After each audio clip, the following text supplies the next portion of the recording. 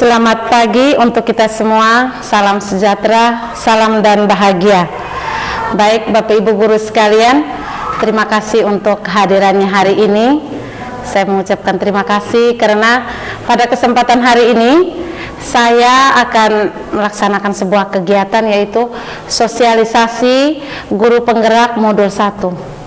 Baik Bapak Ibu guru, sebelum kita mulai kegiatan sosialisasi kita hari ini, alangkah baiknya kita membawakannya dalam sebuah doa. Saya minta Ibu Enti untuk memimpin kita dalam doa. Marilah kita mengawali kegiatan sosialisasi hari ini dengan berdoa. Dalam nama Bapa dan Putra dan Roh Kudus. Amin. Ya Allah, Tunggal yang Maha Kudus, puji dan syukur kami aturkan kehadirat-Mu atas segala rahmat kehidupan yang diberikan kepada kami semua, sehingga di awal hari yang indah ini kami boleh berkumpul kembali di tempat ini untuk melaksanakan kegiatan sosialisasi nomor 1. Kami memberkati utusan Roh Kudus-Mu agar kegiatan kami hari ini berjalan aman, lancar, sesuai dengan rencananya dan kehendak-Mu. Ya Tuhan, segala doa dan permohonan ini kami satukan dengan doa yang diajarkan oleh Yesus Putra-Mu. Bapa kami yang ada di surga, dimuliakanlah nama-Mu, datanglah kerajaan-Mu, jadilah kehendak-Mu di atas bumi seperti di dalam surga. Berilah kami rezeki pada hari ini, dan ampunilah kesalahan kami seperti kami pun mengampuni yang bersalah kepada kami, dan janganlah masukkan kami ke dalam pencobaan, tetapi bebaskanlah kami dari yang jahat. Amin. Dalam nama Bapa dan Putra dan Roh Kudus. Amin. Terima kasih banyak Ibu Enti. Baik, jadi hari ini saya diberikan kesempatan, saya sudah meminta izin kepada pihak sekolah atas dukungan Bapak Kepala Sekolah. Hari ini saya boleh melaksanakan sosialisasi modul 1 guru penggerak. Baik, tujuan kegiatan kita hari ini ada beberapa tujuan, yaitu yang pertama agar kita mampu memberikan refleksi tentang profil pelajar Pancasila. Yang berikutnya agar kita mampu menerapkan nilai dan peran guru penggerak dalam kelas dan lingkungan sekolah. Ketiga, agar kita mampu menciptakan sebuah visi pribadi untuk memacu kita dalam memberikan pengajaran dan pendidikan kepada peserta didik. Keempat, agar kita mampu membiasakan diri untuk selalu menerapkan budaya-budaya positif di lingkungan sekolah. Dalam modul 1 ini, jadi dalam guru penggerak itu ada 3 modul yang harus kita selesaikan.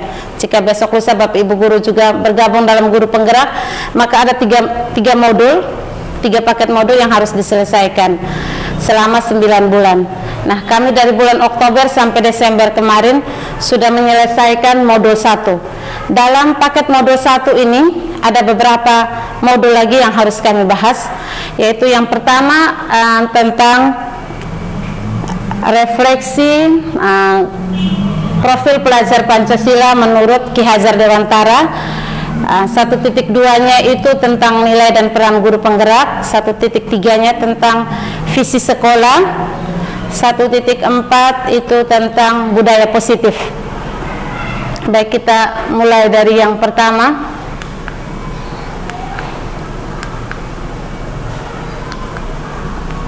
Modul 1.1, refleksi filosofi pendidikan Indonesia menurut Ki Hajar Dewantara. Kita tahu bersama bahwa semboyan pendidikan di Indonesia itu adalah Ingar Sosong Tulodo, Ing Madia Mangun Karsa, Tutuburi Handayani, yang artinya di depan memberikan suri tauladan, di tengah memberikan semangat, dan di belakang memberikan dorongan atau motivasi.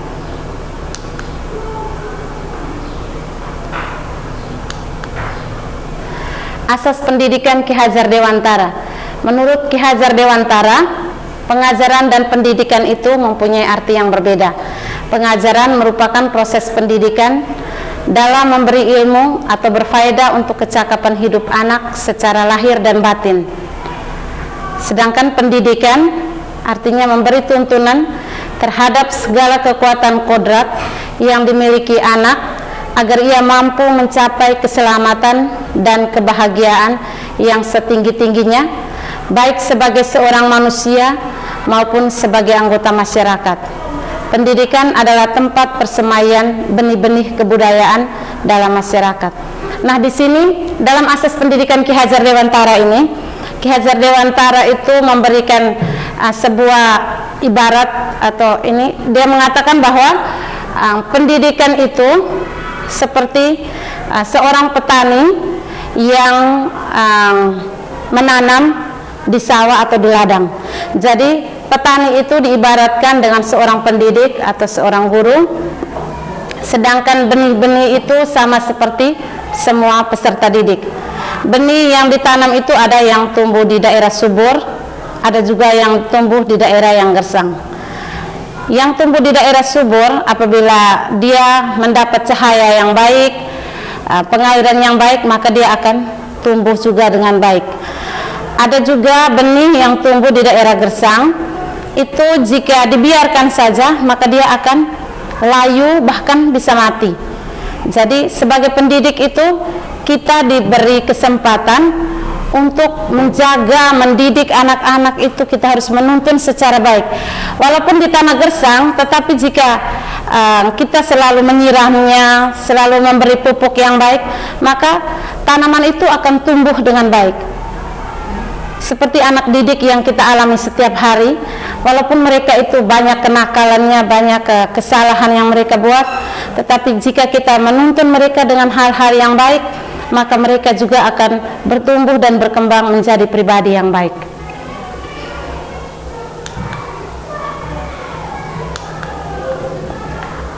Kodrat alam dan kodrat zaman. Kodrat alam ini berkaitan dengan sifat dan bentuk lingkungan di mana anak berada. Kodrat zaman berkaitan dengan isi dan irama, yaitu muatan atau konten pengetahuan yang diadopsi sebaiknya tidak bertentangan dengan nilai-nilai kemanusiaan. Ki Hajar Dewantara menegaskan bahwa didiklah anak-anak dengan cara yang sesuai dengan tuntunan alam dan zamannya sendiri. Nah, kita lihat kodrat alam dan kodrat zaman. Kodrat alam ini dia berkaitan erat dengan lingkungan keluarga. Jadi anak itu tumbuh dan berkembang pertama itu di lingkungan keluarga. Mereka mulai berlatih berbicara, mulai latih berjalan, itu diawali di lingkungan keluarga. Tumbuh kembangnya mereka, tingkah lakunya mereka, semuanya itu diawali di lingkungan keluarga. Sedangkan lingkungan sekolah itu dia hanya lebih mengasah kembali atau melihat kembali tindak tanduk anak, tingkah laku anak, yang mana yang harus diperbaiki. Nah, dalam kodrat alam ini ada hubungannya dengan kodrat zaman. Kodrat zaman ini menyangkut ilmu pengetahuan dan teknologi yang sekarang semakin berkembang dengan pesat. Para peserta didik di hampir semua sekolah itu sekarang mereka pembelajarannya sudah mulai menggunakan HP Android, laptop, notebook. Nah, ini sesuai dengan kemajuan zaman, memang sudah saatnya mereka untuk menggunakan alat-alat yang canggih, barang-barang teknologi yang canggih. Tetapi kita sebagai guru, sebagai orang tua di rumah, kita harus selalu memantau bagaimana perkembangan anak didik, bagaimana perkembangan anak kita. Jika misalnya kalau di dalam kelas, kalau kita memberikan mereka tugas melalui HP Android, sebaiknya kita harus mendampingi mereka agar kita bisa menuntun mereka bahwa bagaimana cara penggunaan HP Android itu secara baik dan benar dan bisa memberikan hal-hal yang positif.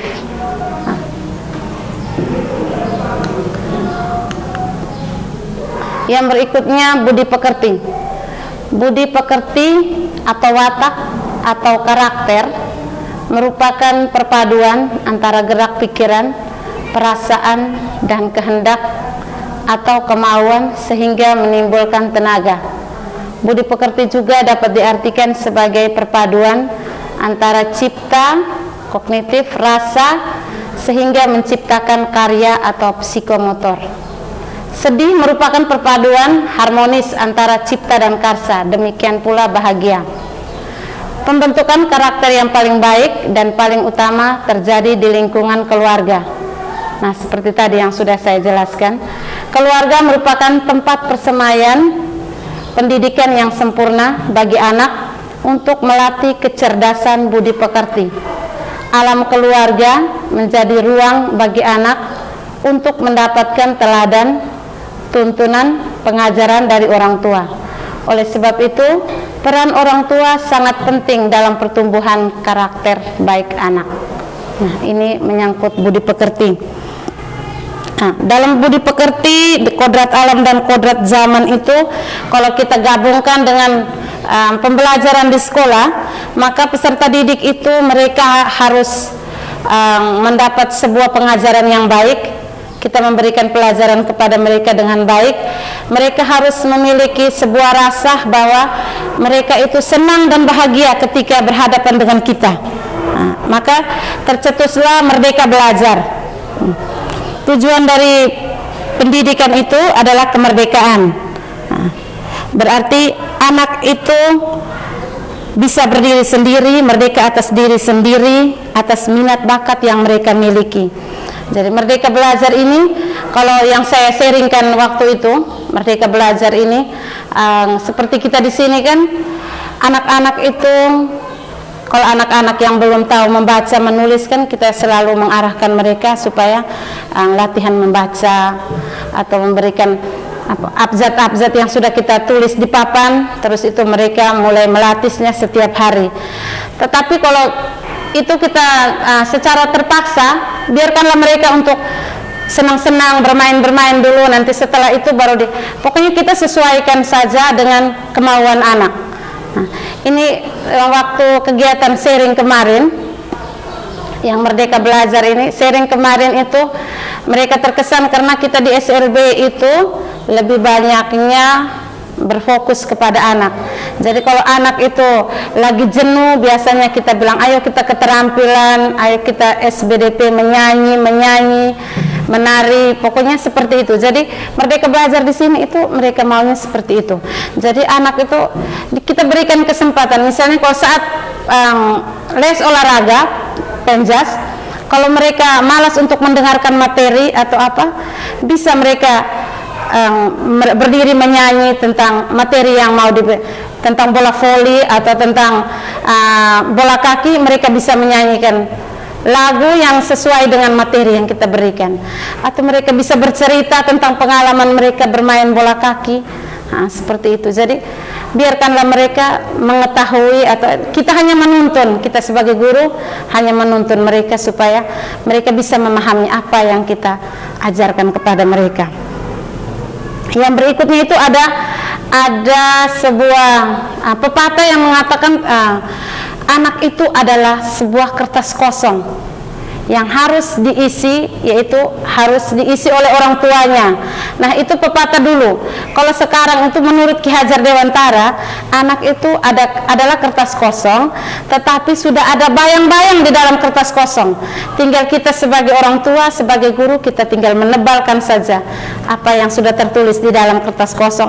Masih ada bayang-bayang. Kalau kita perhatikan ada bayang-bayang yang harus kita tebalkan. Nah, itu itu istilahnya tabula rasa.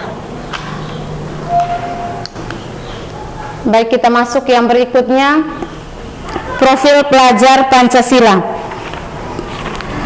Profil pelajar Pancasila ini ada profil pelajar Pancasila itu adalah pelajar sepanjang hayat yang memiliki kompetensi global dan berperilaku sesuai dengan nilai-nilai Pancasila. Pelajar sepanjang hayat. Kan sekarang itu bukan hanya anak-anak saja yang belajar. Orang-orang tua yang sudah nenek-nenek saja masih ingin belajar ya. Jadi belajar itu sepanjang hayat. Nah, menurut Ki Hajar Dewantara ada beberapa kerangka yang mengacu pada profil pelajar Pancasila, yaitu yang pertama, beriman dan bertakwa kepada Tuhan Yang Maha Esa. 2, berakhlak mulia. 3, kreatif. 4, gotong royong. 5, berkebinekaan global. 6, bernalar kritis. Dan 7, mandiri. Nah, di sini waktu itu kami diberikan tugas oleh fasilitator. Itu kita diberikan kesempatan kita menyampaikan profil pelajar Pancasila yang sudah kita terapkan di sekolah. Nah, seperti apa? Jadi waktu itu saya beriman dan bertakwa kepada Tuhan yang Maha Esa, berakhlak mulia, itu pasti semua sekolah ada. Terus yang berikut, apakah anak-anak itu kreatif? Apakah anak-anak itu gotong royong? Nah, itu kita merefleksi kembali. Kira-kira anak-anak yang kita didik selama ini mereka kreatif atau tidak? Kita mencari tahu alasan mengapa mereka itu kurang kreatif. Nah, jadi kita sebagai guru lebih banyak menggali, melihat kembali mereka bagaimana perkembangannya. Jadi kalau kreatif itu apa yang membuat mereka tidak kreatif? Mungkin kita sebagai guru kurang banyak pengetahuan atau kurang banyak keahlian, keterampilan sehingga anak itu kurang kreatif. Nah, seperti itu. Gotong royong. Jadi anak itu kita harus memberikan penjelasan kepada mereka bahwa kita itu adalah manusia yang membutuhkan orang lain. Kita makhluk sosial. Jadi dalam kegiatan setiap hari kalau kita hanya kerja sendiri tidak bisa. Kita harus membutuhkan orang lain untuk kerjasama, apalagi di lingkungan sekolah, misalnya membersihkan lingkungan sekolah atau membersihkan lingkungan kelas. Kita harus kerja secara bergotong royong. Baik, kita masuk yang berikutnya tentang nilai dan peran guru penggerak.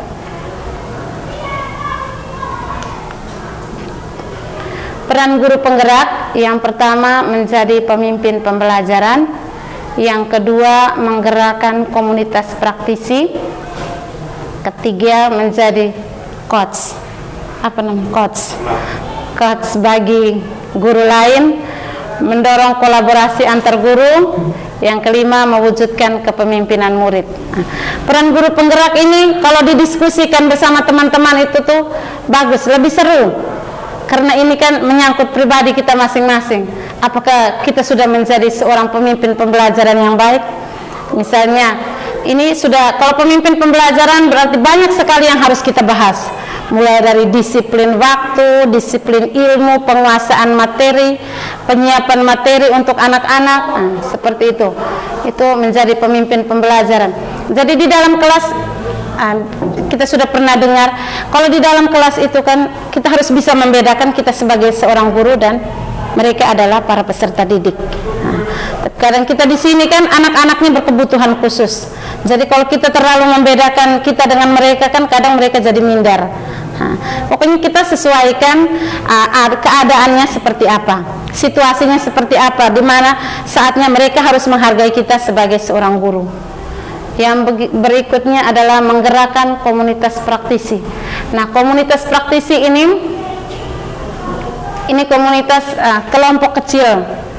Ini komunitas praktisi ini yang sudah saya gerakan kami SMA ini literasi. Nah, seharusnya literasi itu harus sampai ke depannya, sampai selesai kegiatan ini membuahkan hasil. Misalnya mungkin di sebelah ini kita jadikan sebagai tempat membaca anak-anak. Jadi semua ada beberapa buku kita siapkan di sini. Mereka tidak ada les, bisa datang di sini untuk membaca. Tapi kalau di sini ada les, ya mereka duduk di sebelah, duduk di lantai, siapkan dengan karpet atau apa seperti itu. Jadi itu yang nanti kita lakukan di beberapa bulan berikutnya ini. Karena ini dia berjalan hanya sampai 9 bulan. Nanti setiap kali pengajar praktik akan datang, lihat monitoring kembali di sini keadaannya, apakah ada perkembangan atau tidak. Yang berikutnya menjadi coach. Coach ini mungkin apa namanya? Pelatih. Pelatih bagi guru lain. Ini kalau pelatih ini saya juga belum terlalu apa, tapi kalau menjadi pendamping bagi guru lain, mungkin pendamping bagi guru lain ketika kita ikut ada diklat online kan kita bisa mendampingi bapak ibu guru lain yang mau mendaftar.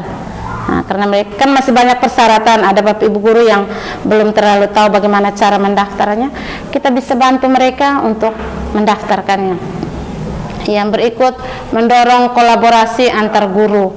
Ini kerjasama antar guru. Ini kerjasama dalam segala hal. Misalnya baru-baru kita sudah kerjasama untuk buat pembuatan silabus, kurikulum satuan pendidikan itu Itu kan kita sudah dibagi SMA, SMP, SD-nya. Nah, seperti itu. Yang berikut mewujudkan kepemimpinan murid. Nah, yang mewujudkan kepemimpinan murid ini, misalnya anak-anak itu kita harus latih mereka untuk tampil di depan. Kepemimpinan murid, baik itu berdoa atau mereka membacakan hasil tugas mereka. Itu saya sudah setelah mengikuti kegiatan ini, saya coba di kelas 8, di kelas 7. Baik anak-anak itu sebenarnya mereka mampu, hanya waktunya itu kadang kita kalau mau minta mereka maju ke depan masih banyak bertele-telenya, masih malu segala macam.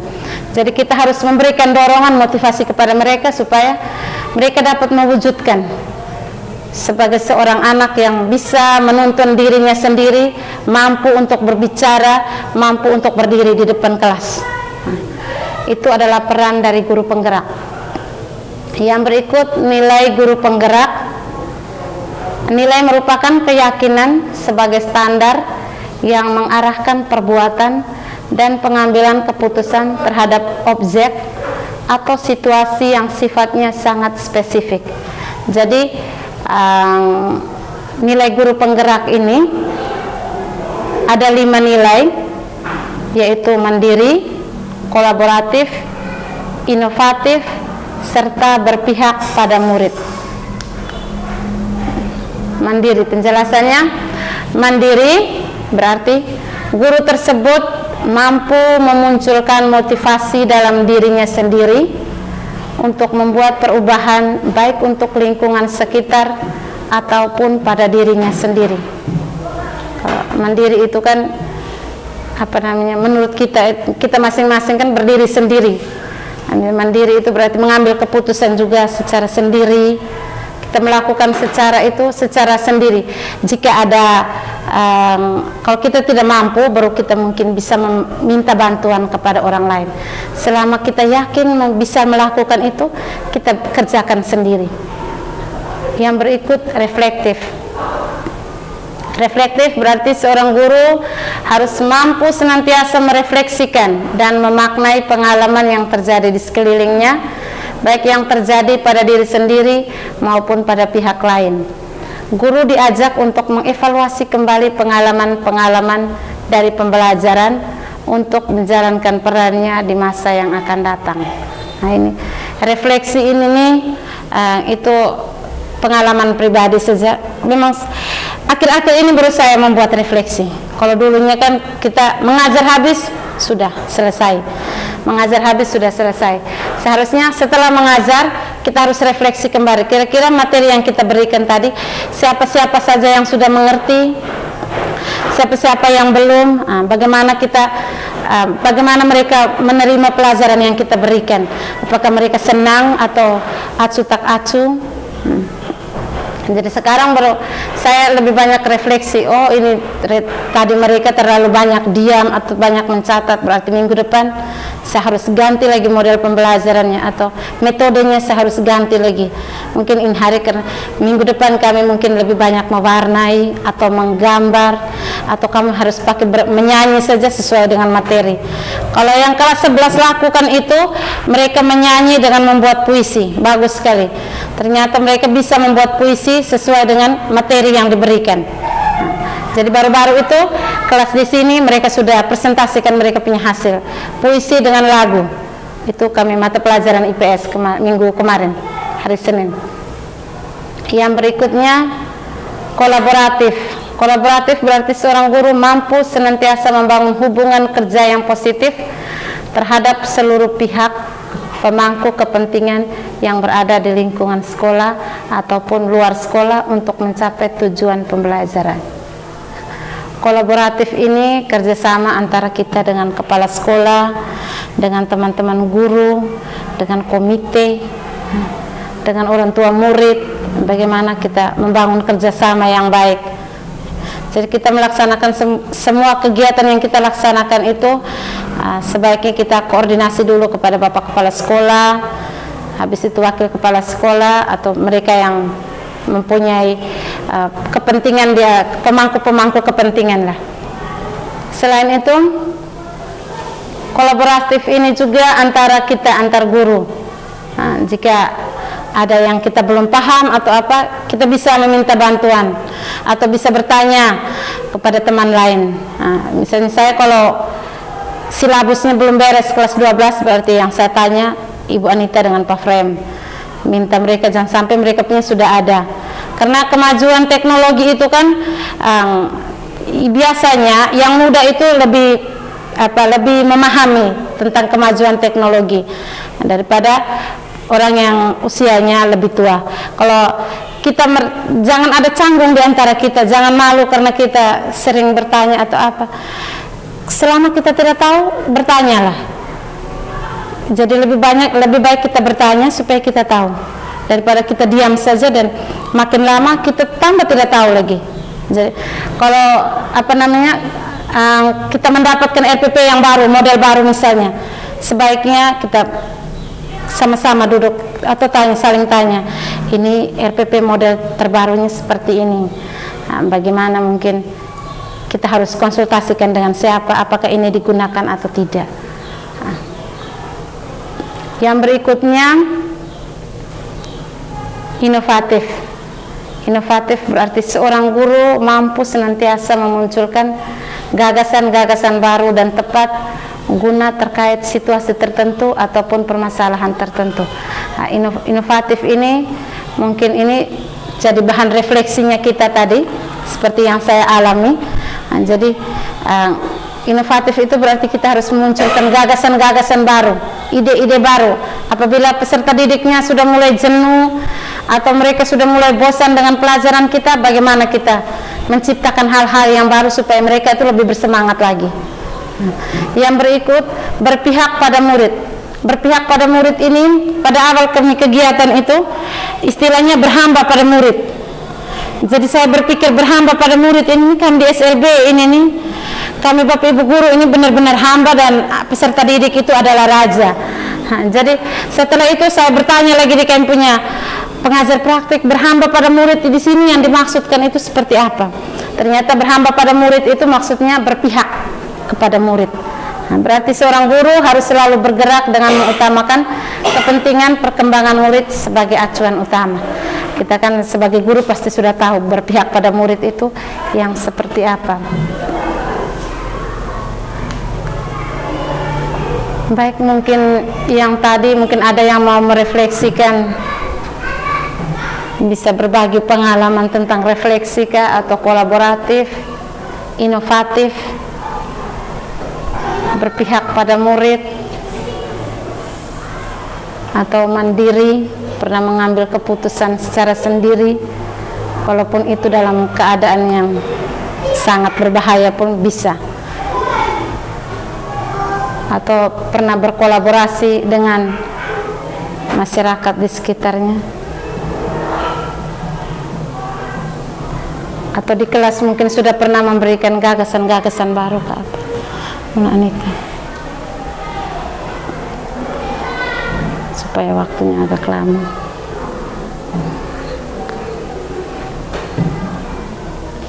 Inovatif, berpihak pada murid. Kalau tidak kita lanjut dulu ya, mungkin sebentar ada nanti. Yang berikut visi guru penggerak. Nah, visi guru penggerak ini mungkin ini hanya ini visi guru penggerak ini kami diminta supaya membuat visi pribadi. Buat visi pribadi itu harus sesuai dengan profil pelajar Pancasila. Jadi dalam membuat itu harus ada di dalam visi itu harus ada nilai spiritualnya, nilai sosialnya, pengetahuan dengan keterampilan. Itu harus ada dalam membuat sebuah visi. Jadi pertama itu kami mengirim visi itu salah semua. Karena hanya ada yang hanya menciptakan menjadikan peserta didik itu berakhlak mulia dan cerdas. Itu masih salah. Harus 4 penilaian itu harus ada semua. Spiritual, sosial, kemampuan atau pengetahuan itu dengan keterampilan. Jadi saya mengingat kembali kita punya visi di sini. Nah, itu kan menjadikan peserta didik berkebutuhan khusus yang berakhlak mulia, cerdas, cerdas, mandiri, dan memiliki keterampilan. Jadi nanti kita punya di sini kan visinya itu sampai keluar dari sekolah ini setidaknya mereka memiliki keterampilan. Dalam membuat visi itu ada pendekatan inquiry apresiatif. Itu dalam pendekatan inquiry apresiatif ini juga masih ada tahapannya. Jadi kita membuat visi itu lumayan panjang dia punya alurnya. Itu dalam tahapannya itu ada istilah namanya bakja. Jadi itu kita mulai dari buat pertanyaan mulai dari yang pertama sampai yang terakhir, tahapan bakja. Jadi kita membuat tahapan bakja itu kita presentasikan juga. Nanti kita harus presentasikan kenapa sampai kita memilih visi ini. Visi ini apakah sudah dikoordinasikan dengan kepala sekolah, dengan teman-teman guru atau belum. Jadi visi yang dibuat itu harus sama dengan visi yang sudah dibangun oleh sekolah. Jadi kebetulan saya punya waktu itu kurangnya hanya di bidang pengetahuan. Akhirnya saya datang, saya lihat kembali kita punya visi, ternyata oh ya benar, berarti sama, kok masih ada sangkut pautnya. Jadi visi itu kita punya mungkin ada kesalahan sedikitnya hanya di lembaga. Lembaga itu kan banyak, ada lembaga sosial, ada lembaga keluarga, kita punya kan harus lembaga pendidikan. Jadi itu sudah saya beritahu kepada kepala sekolah, nanti akan diganti. Ini tentang visi sekolah. Baik, yang berikutnya itu adalah budaya positif. Nah, budaya positif ini yang paling banyak materinya.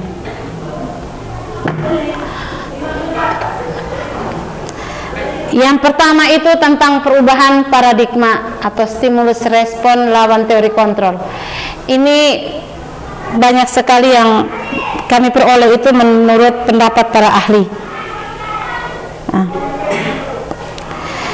Salah satu strategi yang perlu ditinjau ulang itu adalah bentuk disiplin yang dijalankan selama ini di sekolah. Disiplin itu akan meninjau teori yang dikemukakan oleh Diane Gosen. Jadi disiplin itu banyak sekali maksud dari disiplin, pengertian dari disiplin.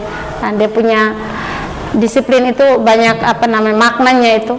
Artinya jadi bukan hanya disiplin dalam hal peraturan, tetapi bisa juga disiplin yang kita tumbuh kembangkan di dalam keluarga ataupun di dalam masyarakat. Disiplin waktu, disiplin berpakaian, disiplin dalam diri kita sendiri itu datang tepat waktu atau masuk kelas tepat waktu.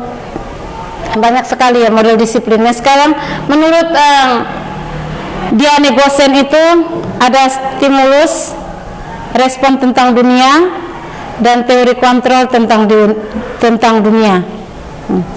Jadi menurut stimulus respon tentang dunia itu kebutuhan kita itu sama, tetapi kenyataannya bahwa kebutuhan manusia itu berbeda-beda. Yang berikut, semua orang melihat hal yang sama, tetapi menurut teori kontrol setiap orang itu memiliki gambaran yang berbeda-beda. Perilaku buruk itu dilihat sebagai suatu kesalahan. Tetapi menurut teori kontrol semua perilaku itu memiliki tujuan tertentu. Yang berikut, stimulusnya itu orang lain bisa mengontrol saya, tetapi pada kenyataannya hanya diri kita sendiri yang dapat mengontrol pribadi kita. Terus yang berikut, stimulusnya saya bisa mengontrol orang lain, tapi pada kenyataannya kita tidak bisa mengontrol orang lain. Orang lain itu hanya dapat mengontrol dirinya sendiri. Yang berikut, model berpikir menang atau kalah. Sebenarnya kita itu harus berpikir yang positif. Kalau menang ya menang, jangan bilang menang dan kalah. Menang, pasti menang. Jangan bilang menang dan kalah, jangan. Kalau menang pasti menang. Tidak ada menang dan kalah. Itu tentang perubahan paradigma. Yang berikutnya itu tentang arti disiplin dan 3 motivasi perilaku manusia. Konsep disiplin positif dihubungkan dengan teori motivasi perilaku manusia serta konsep motivasi internal dan eksternal. Nah, yang berikut itu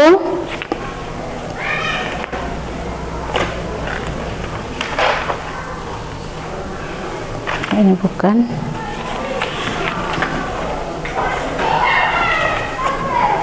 Ini perubahan paradigma. Oh ya, ini motivasi, 3 motivasi perilaku itu. Jadi itu kita lihat dari arti disiplin. Nah, disiplin itu menyangkut dengan tata tertib, teratur, dan kepatuhan pada peraturan. Kata disiplin juga sering dihubungkan dengan hukuman, padahal itu berbeda, karena belajar tentang disiplin positif tidak harus dengan memberi hukuman. Justru itu adalah salah satu alternatif terakhir kalau kita tidak menggunakan disiplin-disiplin model lain, maka hukuman merupakan jalan yang terbaik.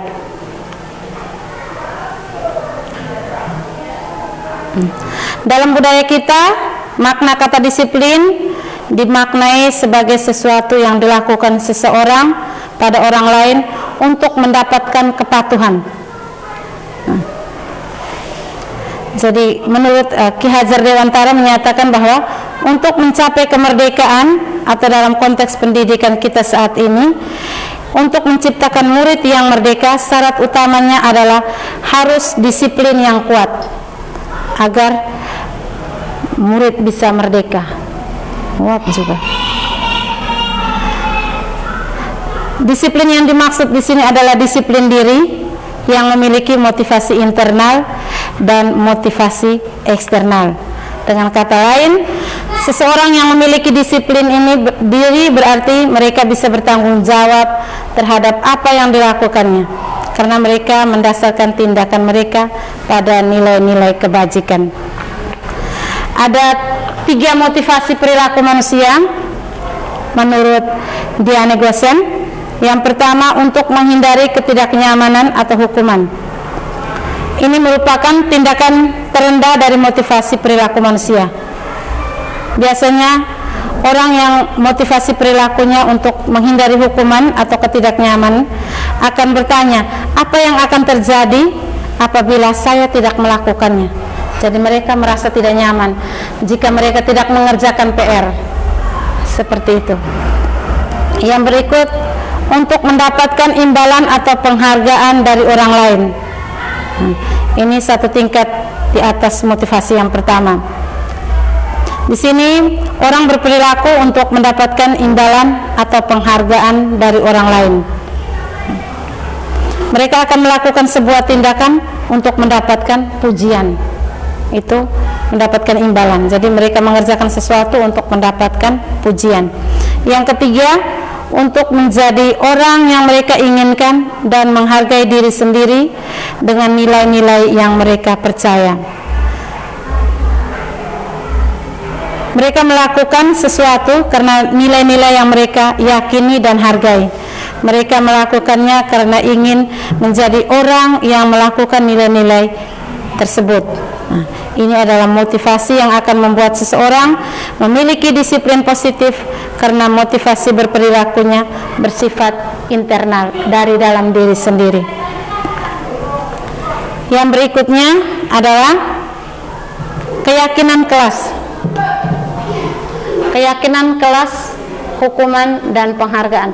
Keyakinan kelas merupakan fondasi dan arah tujuan sebuah sekolah atau kelas yang akan menjadi landasan dalam memecahkan konflik atau permasalahan di dalam sebuah sekolah atau kelas yang pada akhirnya menciptakan budaya positif.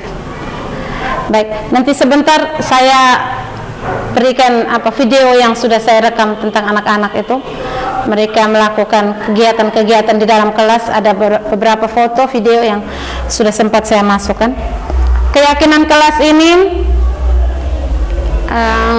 sudah ada, saya sudah berikan setiap, kami sepakati bersama di sebelah kelas 12 SMA semua, dari sini juga dari kelas 10 dengan kelas 12 kami sama-sama membuat keyakinan kelas. Sebelumnya itu buat kesepakatan kelas.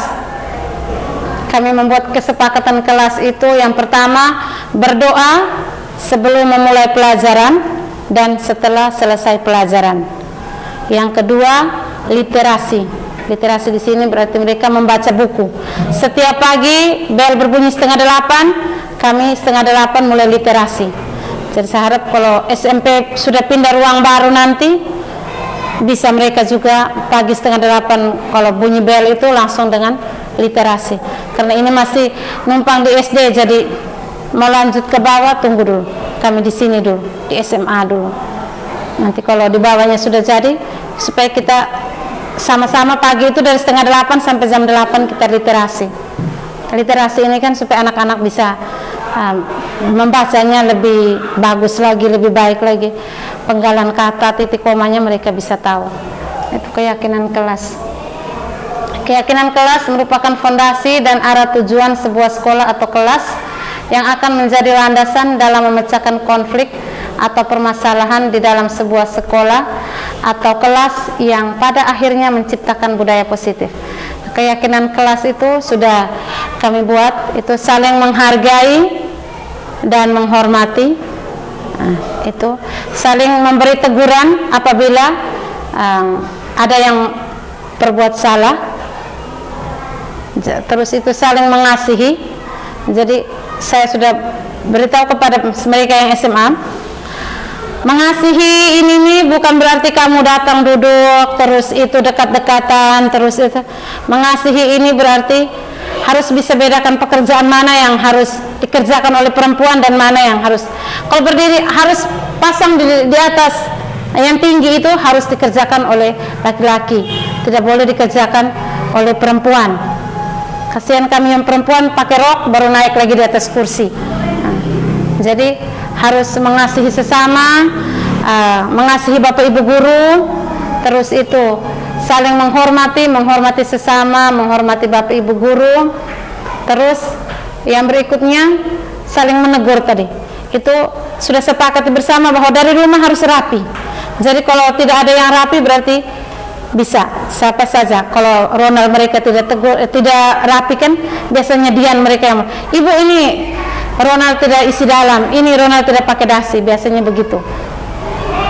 Itu keyakinan kelas itu sudah kami kerjakan.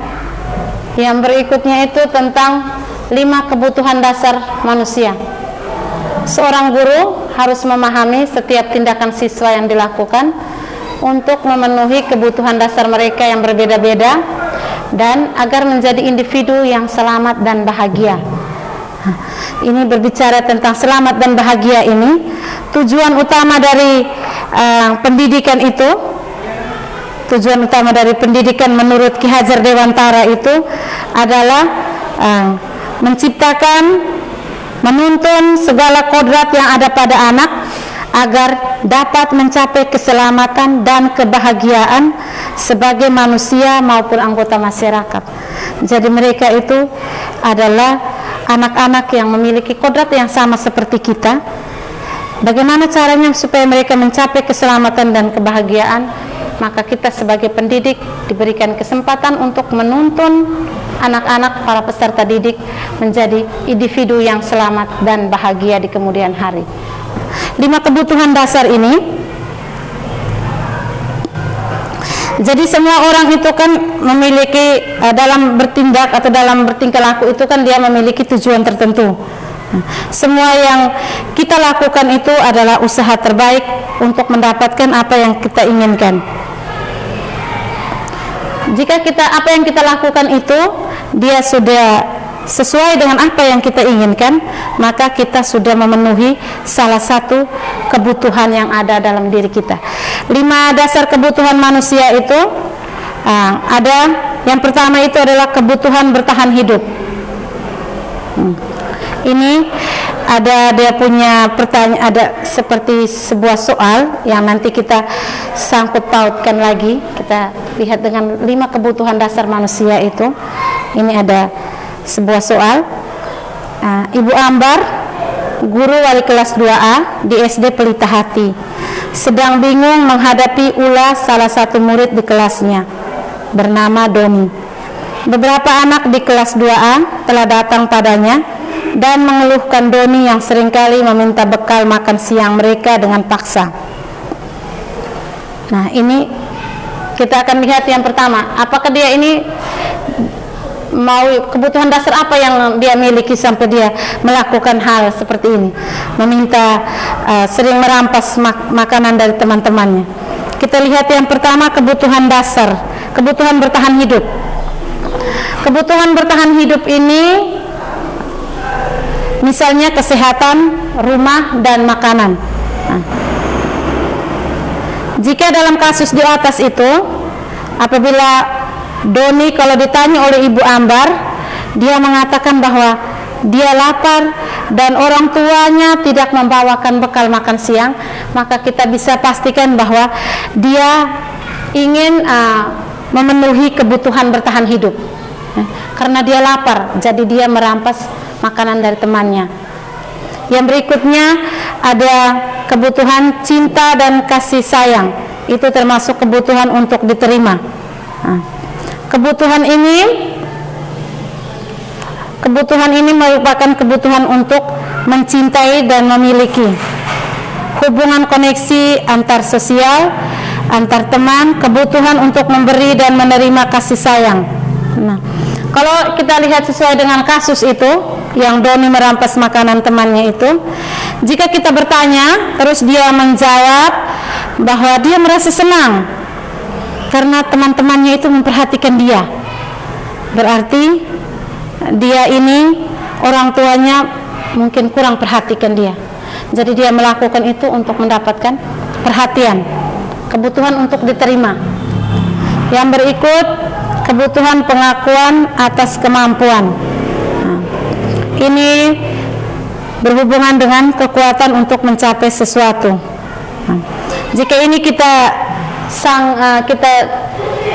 sangkut pautkan kembali dengan kebutuhan dasar itu, maka ketika kita memberi pertanyaan terus dia menjawab bahwa dia merasa hebat kalau temannya itu takut, berarti yang harus dipenuhi adalah kebutuhan pengakuan atas kemampuan, merasa hebat. Yang berikut, kebutuhan akan pilihan. Kebutuhan akan pilihan, mungkin Doni itu teman-temannya itu makanannya mungkin ada yang lebih enak begitu, mungkin itu sering di rumah dia tidak pernah makan seperti itu, lauknya atau apa. Jadi ketika dia datang dan teman-temannya dia lihat ada mie goreng, ada telur goreng, dia rampas sudah, sosis lagi, nugget lagi. Nah, sedangkan dia tiap hari hanya ikan selar atau ikan layang, seperti itu. Jadi ketika dia datang lihat mie, telur, mie Korea, itu kan akhirnya dia bilang, oh berarti saya mau seperti ini ya. Itu berarti di rumah itu tiap hari mungkin hanya makan ikan selar dengan ikan layang saja. Ya, apalagi sekarang musimnya ikan layar dengan ikan selang juga, ikan selar juga sekarang lagi mahal. Baik, yang berikut, kebutuhan untuk merasa senang. Kebutuhan merasa senang ini saya rasa kita di SLB ini paling banyak sudah. Ganggu orang itu hanya untuk supaya kalau orang itu takut dia senang, kepuasan itu banyak sekali anak-anak kita di sini. Mereka ganggu kita itu mereka rasa senang, mereka puas sekali kalau kita itu takut atau kita jengkel, itu mereka merasa kepuasan tersendiri. Jadi banyak sekali kebutuhan itu yang ada pada manusia, dan manusia itu kebutuhan ini ada semua di sini yang kita lihat. Apalagi kebutuhan untuk merasa senang, akan merasa senang. Yang berikut, 5 posisi kontrol. 5 posisi kontrol. 5 posisi kontrol ini di depan ada itu penghukum, pembuat orang merasa bersalah, teman. Oh ya, maaf ya, itu bukan monitor. mentor atau pemantau, manajer. Oke, monitor benar.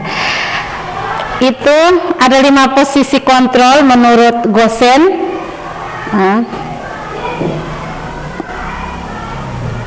Yang pertama itu adalah penghukum. Penghukum yang berikutnya itu pembuat orang merasa bersalah. Permisi, saya duduk sebentar. Saya capek juga dari tadi, saya berdiri terus. Biasanya kita di sini itu lebih banyaknya. Ini kan pengalaman pribadi, pasti teman-teman yang sudah lama di sini tahu. Kalau mereka dengar Ibu Feni berarti mereka sudah takut karena saya sering pukul mereka. Tapi akhir-akhir ini saya mulai koreksi diri. Saya mulai koreksi diri bahwa seperti berdosa juga pukul mereka. Anaknya sudah seperti ini, terus tambah lagi kita pukul-pukul terus atau kita cubit. Hanya sekarang masih ada juga yang harus kita beri hukuman. Karena kadang itu tuh terlalu berlebihan, ditegur pun tidak bisa ya. Yang terakhir itu harus diberikan hukuman. Biasanya kan ini kalau di guru penggerak itu kami langsung dikasih memang dengan kata-katanya seperti apa. Jadi kita langsung refleksi diri. Ini misalnya patuhi aturan saya atau awas sebentar kena kayu. Misalnya begitu. Itu kan ya ancaman itu kan seperti kita memberikan hukuman.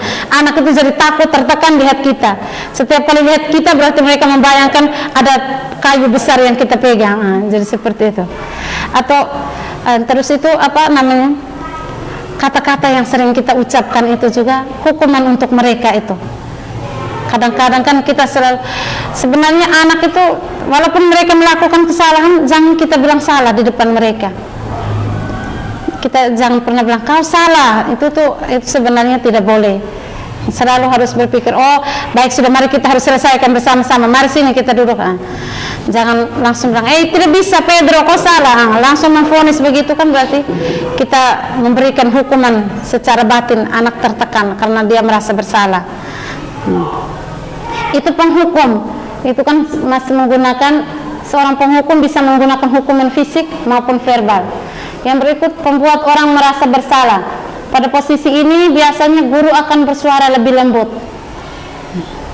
Kalau dia sudah salah, apalagi seperti Ando, kalau dia sudah salah baru kita tambah gas, maka dia juga suara akan tinggi. Jadi sebaiknya kita bilang, kita dengan suara lembut saja. Kenapa kau sampai buat dia begini? Kenapa kau pukul dia sampai begini? Kan pasti ada alasannya, dia juga ya. Pokoknya kalau membuat orang merasa bersalah berarti kita punya kata-kata itu akhirnya dia juga koreksi, benar ya saya tadi sudah salah pukul dia, saya terlalu emosi untuk pukul dia. Jadi setelah itu kan misalnya mereka baku pukul, di saat itu kita tidak ada di dalam kelas. Jadi ketika kita datang baru ada orang cerita atau bapak ibu guru cerita mereka tadi baku pukul begini. Jadi supaya buat mereka merasa bahwa mereka salah, kita panggil baik-baik, ibu kecewa sekali dengan kalian ini. Ibu kasih tinggal kalian hanya sebentar, kalian buat ulas seperti ini. Ini kan langsung kenal, berarti kami ini benar-benar bersalah. Kalau tidak, sudah berapa kali ibu tegur kalian, tidak boleh ribut, tidak boleh baku pukul di dalam kelas. Kenapa kalian buat seperti ini? Itu kan mereka sudah mulai merasa bersalah. Yang berikut posisinya itu adalah teman. Guru pada posisi ini tidak akan menyakiti murid, namun akan tetap berupaya mengontrol murid melalui persuasi. Jadi ini kan kadang diantara kita dengan murid itu, makanya kan kadang kita duduk cerita sama-sama, bagaimana kau kemarin ini nih, kenapa sampai begitu? Nanti kan dengan teman-temannya bilang, dia begini-begini, tidak boleh lagi besok lusa. Pokoknya kita berbicara seperti seolah-olah dia adalah teman kita. Yang berikut monitor atau pemantau berarti mengawasi. Pada saat kita mengawasi, kita bertanggung jawab atas perilaku orang-orang yang kita awasi. Jadi itu anak-anak ini kan dalam tumbuh kembang mereka ini kita harus banyak mengawasi mereka. Ini maksudnya ini tahun, beberapa tahun ini sudah berkurang ya Ibu Enti. Kita punya kasus di sini. Kalau tidak kan lebih banyak anak-anak ini. Ya. Masa siapa ya? Masih angkatannya siapa? Sinta mereka. Sinta. Elsie. Itu mereka itu yang kalau angkatannya sudah mulai fanto mereka sudah kurang sudah kurang. Jadi angkatan Sinta mereka itu, pasti itu. Dan itu pasti kami dipanggil oma-oma. Itu. Jadi yang berikutnya, posisi yang terakhir itu adalah manajer. Posisi mentor di mana guru berbuat sesuatu bersama dengan murid, mempersilahkan murid mempertanggungjawabkan perilakunya, mendukung murid agar dapat menemukan solusi atas permasalahan. Nah, jadi itu manajer itu, posisi manajer itu kata-kata yang baiknya itu kita, maksudnya mereka kalau berbuat salah misalnya pukul teman atau apa kan, kita sudah sepakati bersama, ada kesepakatan kelas, ada keyakinan kelas, kita tanya kembali kepada mereka, kalau seandainya kau berbuat salah begini, kira-kira mau perbaiki atau tidak, mau meminta maaf atau tidak kepada teman. Itu ada videonya. Kebetulan waktu itu pas mau ambil video, Dian yang tidak pakai seragam pramuka. Jadi semua siswa pakai pramuka, hanya Dian saja yang tidak mengenakan seragam. Jadi waktu itu nanti dia memberikan testimoninya, dia bagaimana perasaannya. Nah, itu ada semua. Yang berikutnya ya sudah, itu yang terakhir. Itu masih. Yang berikutnya adalah segitiga restitusi. Restitusi adalah proses menciptakan kondisi bagi murid untuk memperbaiki kesalahan mereka sehingga mereka bisa kembali pada kelompok mereka dengan karakter yang lebih kuat. Restitusi juga adalah proses kolaboratif yang mengajarkan murid untuk mencari solusi untuk masalah dan membantu murid berpikir tentang orang seperti apa yang mereka inginkan dan bagaimana mereka harus memperlakukan orang lain. Ini membantu murid menjadi lebih memiliki tujuan, disiplin positif, dan memulihkan dirinya setelah berbuat salah.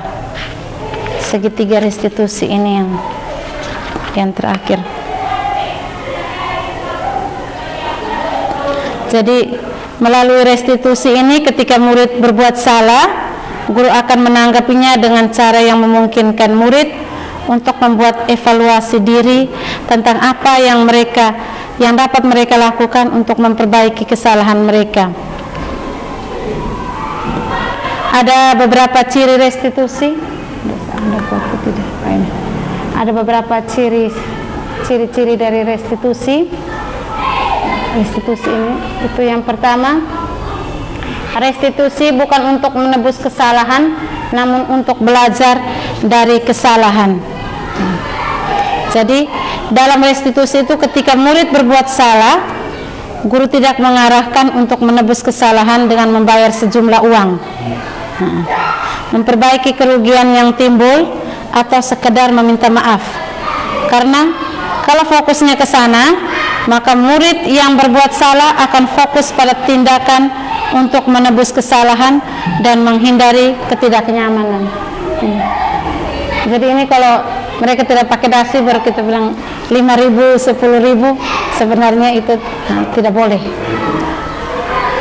Yang berikut, restitusi memperbaiki hubungan. Ini adalah tentang memperbaiki hubungan dan memperkuatnya. Restitusi ini membantu murid-murid dalam hal mereka ingin menjadi orang seperti apa dan bagaimana mereka ingin melakukannya. Jadi kalau misalnya Tia itu dia membuat kesalahan, dia ketok Dian sampai Dian menangis, kira-kira kita hanya cukup arahkan dia, kau mau bagaimana dengan Dian? Apakah kamu dua harus saling marah-marahan terus atau bagaimana menurut Tia yang terbaik? Kalau dia memang berarti dia, dia kalau mau memperbaiki hubungan, maka dia akan meminta maaf toh. Kalau kadang tuh kembali kepada karakter anak ini berbeda-beda. Hanya kita selalu menuntun mereka. Yang berikut, restitusi adalah tawaran, bukan paksaan. Restitusi yang dipaksa bukanlah restitusi yang sebenarnya, tetapi konsekuensi. Bila guru memaksa proses restitusi, maka murid akan bertanya, apa yang akan terjadi kalau saya tidak melakukan? Misalnya mereka sebenarnya tidak suka konsekuensi yang guru sarankan. Mereka mungkin akan setuju dan akan melakukannya, tetapi karena mereka ingin menghindari ketidaknyamanan atau hukuman. Itu tawaran. Kita harus sebenarnya memberikan tawaran kepada mereka. Jangan memberikan paksaan, terakhir mereka jadi takut lagi dengan kita, karena ujung-ujungnya pasti mereka dihukum. Yang berikutnya adalah restitusi menuntun untuk melihat ke dalam diri. Yang berikutnya itu restitusi mencari kebutuhan dasar yang mendasari tindakan. Restitusi diri adalah cara yang paling baik. Restitusi fokus pada karakter bukan tindakan. Restitusi menguatkan, restitusi fokus pada solusi, restitusi mengembalikan murid yang berbuat salah pada kelompoknya. Itu jadi kami ada 3 tahapan restitusi yang untuk ini menghadapi anak-anak itu bagaimana, langkah-langkahnya bagaimana supaya mereka, ini kami sudah buat dalam bentuk video restitusi. Nanti setelah ini mungkin beberapa menit Bapak Ibu mereka bisa nonton dulu. Ini segitiga restitusi itu.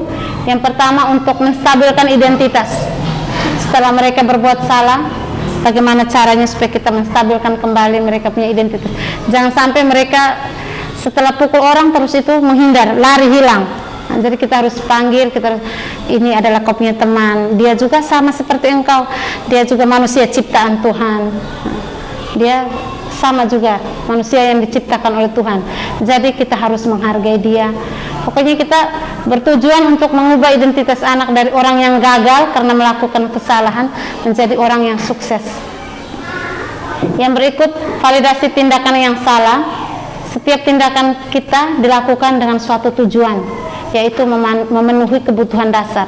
Kalau kita memahami kebutuhan dasar apa yang mendasari sebuah tindakan, kita akan bisa menemukan cara-cara paling efektif untuk memenuhi kebutuhan tersebut. Yang berikut 3, menanyakan keyakinan. Nah, ini teori kontrol menyatakan bahwa kita pada dasarnya termotivasi secara internal. Ketika identitas sukses telah tercapai dan tingkah laku yang salah telah divalidasi, maka anak akan siap untuk dihubungkan dengan nilai-nilai yang dia percaya dan berpindah menjadi orang yang dia inginkan. Habis Bang. Ini kalau ada yang mau pinjam untuk baca-baca bisa. Nah, mau pinjam untuk baca-baca bisa. Saya sudah print out kan. Karena ini maksudnya bagus untuk kita mengoreksi kembali, merefleksi kembali kita apa yang sudah kita lakukan, apalagi yang di sini yang sudah berjalan mau 10 tahun, 9-10 tahun itu kan pasti banyak sekali refleksi-refleksi yang harus dibuat. Jadi saya waktu refleksi pertama wawancara itu kata itu yang mereka yang wawancara itu mereka bilang harus perangkat pembelajaran itu nomor 1. Tapi saya memberikan pengalaman itu, saya sharing kepada mereka. Kami di SLB ini kalau waktu kami habis dengan membuat perangkat, maka anak-anak itu akan berkeliaran sembarang saja. Kalau kami hanya konsen satu tempat, kami tidak bisa ke sana ke sini, maka tapi memang itu harus Ibu, harus walaupun dalam waktu yang lama tetapi harus diselesaikan. Karena itu juga sebuah aturan, ya. Jadi walaupun kita huru-hara ke sana ke sini untuk lihat anak-anak ini, tetapi usahakan supaya kita juga menyelesaikan apa yang menjadi tanggung jawab kita. Baik, saya buka video satu ini yang sebagai pelengkapnya.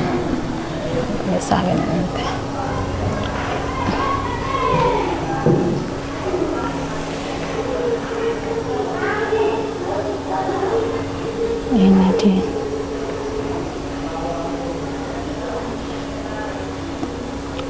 Edit baru. Sudah.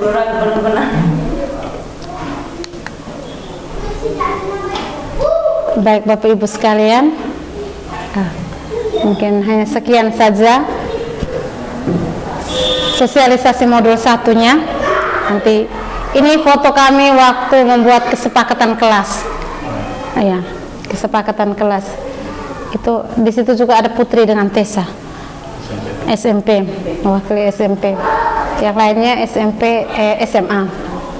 Ini pas kami membuat keyakinan kelas di sini. Mungkin hanya sekian saja. Terima kasih atas waktu dan kesempatan yang sudah diluangkan untuk mendengarkan sosialisasi ini. Salam dan bahagia untuk kita semua. Selamat siang.